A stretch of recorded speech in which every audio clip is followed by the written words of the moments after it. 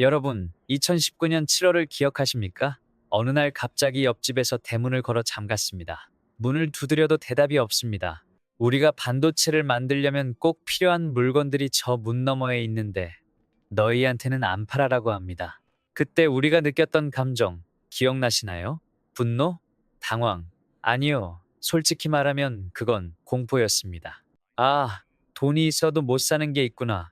기술이 없으면 국가의 숨통이 한순간에 끊길 수도 있구나. 그 서러움과 굴욕감, 뼈에 사무쳤습니다. 당시 일본 산업계에서는 뒤에서 이런 말이 돌았다고 합니다. 한국은 절대 못 만든다. 흉내는 낼 수 있어도 오리지널은 못 만든다. 특히 오늘 이야기할 이 검은 실에 대해서는 40년 동안이나 코웃음을 쳤습니다. 그리고 2025년 11월 27일 새벽 전남 고흥에서 붉은 화염과 함께 누리호가 우주로 솟구쳤습니다. 저 거대한 로켓이 중력을 뚫고 올라갈 때 가장 중요한 게 뭔지 아십니까? 엔진? 연료? 물론 중요하죠. 하지만 저 엄청난 압력과 고열을 버티면서도 깃털처럼 가벼워야 하는 껍데기가 없으면 엔진은 무용지물입니다. 일본이 너희는 죽었다 깨어나도 못 만든다고 했던 그 소재. 철보다 14배 강하지만 무게는 4분의 1인 기적의 소재. 바로 초고강도 탄소섬유 티천입니다. 오늘 이야기는 단순히 우리가 해냈다, 대한독립 만세 같은 뻔한 국뽕 스토리가 아닙니다. 14년 동안 불량품을 쏟아내며 일본의 비웃음을 견뎌낸 엔지니어들의 처절한 복수극이자 아직 넘어야 할 산이 첩첩산 중인 냉정한 현실에 대한 진짜 산업보고서입니다. 먼저 짚고 넘어가야 합니다. 여러분 주변에도 탄소 섬유는 많습니다. 낚싯대, 골프채, 자전거 프레임, 요즘 알리익스프레스에서도 팝니다. 그런데 일본은 왜 우리가 못 만든다고 했을까요? 탄소 섬유라고 다 같은 게 아니거든요. 레벨 1, T300. 이건 낚싯대용입니다. 좀 부러져도 A 재수 없네 하고 말면 됩니다. 레벨 2, T700. 여기서부터 산업용입니다. 수소차 연료 탱크, 건축 보강재. 사람 목숨이 왔다 갔다 하니까 꽤 튼튼해야 합니다. 한국도 여기까지는 2011년에 따라잡았습니다. 문제는 레벨 3, T1000입니다. 이건 차원이 다릅니다. 용도가 어디냐? 우주 발사체, 인공위성, 최신 전투기, 미사일. 특징은 실패가 곧 재앙인 곳에 쓰입니다. 우주에서 로켓 동체가 찢어졌다? 수천억 원짜리 위성이 증발하고 국가 망신 당하는 겁니다. 전투기 날개가 부러졌다? 파일럿이 목숨을 잃습니다. 이걸 만드는 게 얼마나 어렵냐면요. 원료인 실을 0도 이상의 고온에 굽는데 온도가 5도만 달라져도 실을 당기는 속도가 0.1초만 빨라져도 그 배치는 전량 폐기입니다. 쓰레기가 되는 거예요. 일본의 도레이라는 회사가 1971년부터 50년 넘게 이 데이터를 독점했습니다. 어떤 온도에서 구워야 안 끊어지냐? 이 데이터가 바로 노하우인데 이건 장비 사온다고 되는 게 아닙니다. 50년간 실패하며 쌓은 데이터베이스가 없으면 불가능해요. 그래서 보잉이나 에어버스 같은 항공기 제조사들은 한 번 인증한 소재는 10년, 20년 동안 절대 안 바꿉니다. 보잉 787 드림라이너?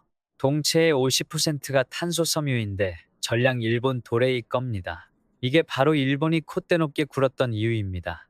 너희가 반도체는 잘할지 몰라도 소재는 시간과 데이터 싸움이야. 10년, 20년 늦은 너희가 50년 된 우리를 이겨? 꿈깨. 그런데 그 계란으로 바위치기를 시작한 기업이 있었습니다. 바로 효성입니다.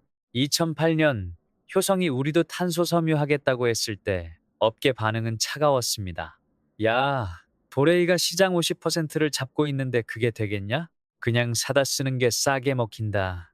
실제로 초기 상황은 지옥이었습니다. 공장을 돌리면 제품 10개 중 3개가 불량이었습니다. 불량률 30%. 만들면 만들수록 적자가 눈덩이처럼 불어납니다. 오너가 미치지 않고서야 버틸 수 없는 구조죠.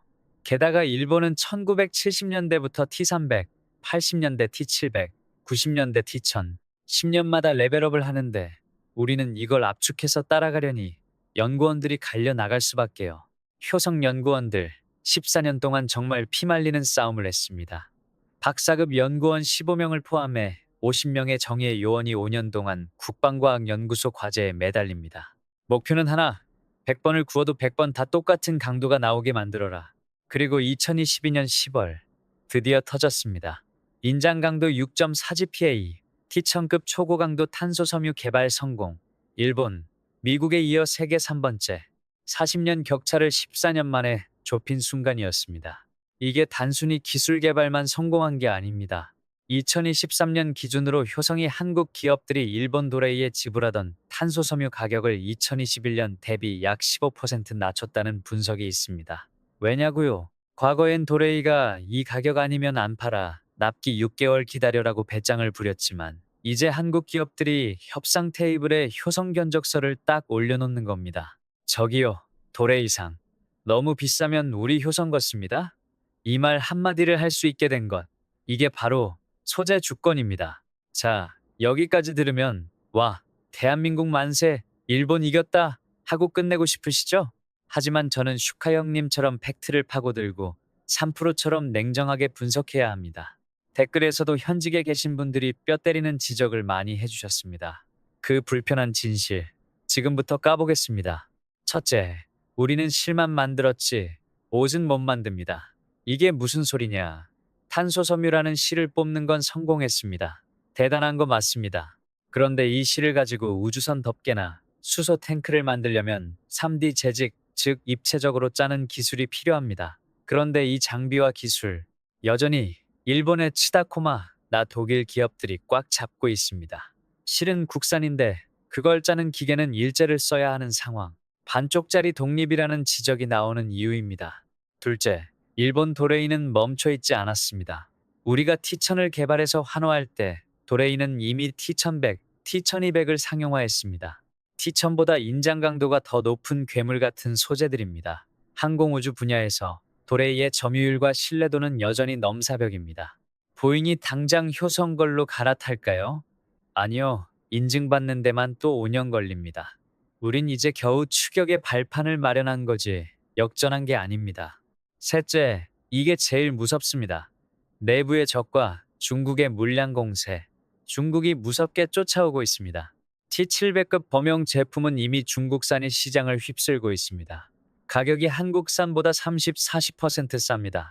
더 심각한 건 산업 스파이입니다. 효성이 14년 걸려 만든 이 기술, 중국 기업들이 호시탐탐 노리고 있습니다.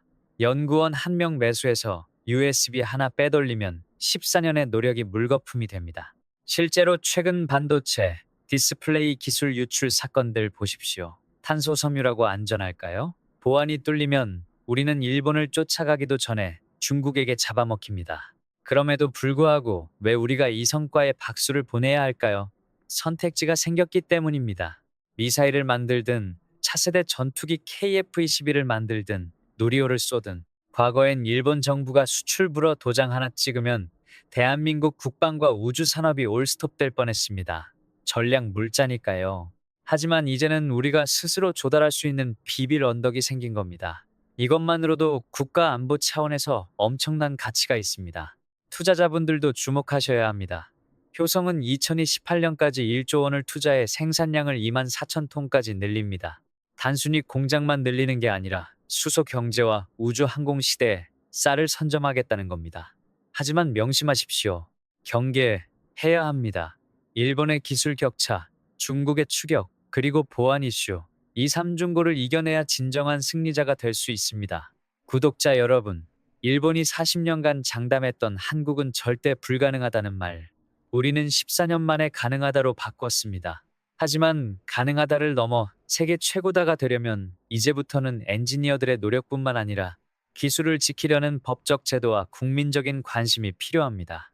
내 월급과 연금, 우리 아이들의 일자리가 바로 이 소재 주권에 달려있기 때문입니다. 오늘의 분석이 유익하셨다면 대한민국 기술 독립을 응원하는 마음으로 좋아요와 구독 부탁드립니다. 감사합니다.